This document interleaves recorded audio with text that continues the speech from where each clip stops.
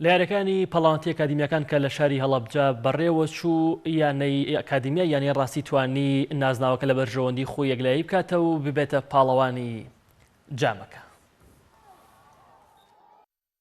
بەڵێ سپاس بخوا هەشتایمین خولی سیروان جەمشێر بوو بۆ قوتابخانەکانی سنووری پەروەردەی هەڵەبجەی شەهید و بە قوتابخانەکانی سیسایەقی شەوەمیان بەشدار بوون. سپاس بخوا پلەی یەکەممان بەدەستهێنا بە کۆکردنەوەی زیاترین خاڵ و یەک یاری دۆڕابووین هەموو یاریەکانمان بردووەوە. سپاس بخوا و ئاستێکی بەرزمان پێشکەشت و ئەمڕۆیش یاریەکەمان بە 4-2 بردەوە لە یار هەرچەند یاریکی تەشریفاتی بوو، چونکە ئێمە پێشتر خولەکەمان یەکلایی کردبوویەوە بە جیاوازی خاڵی زۆر.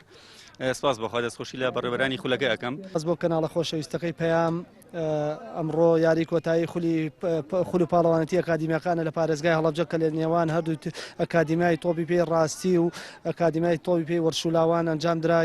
یارێکی زۆر جوان و باشیان پێشکەش کرد.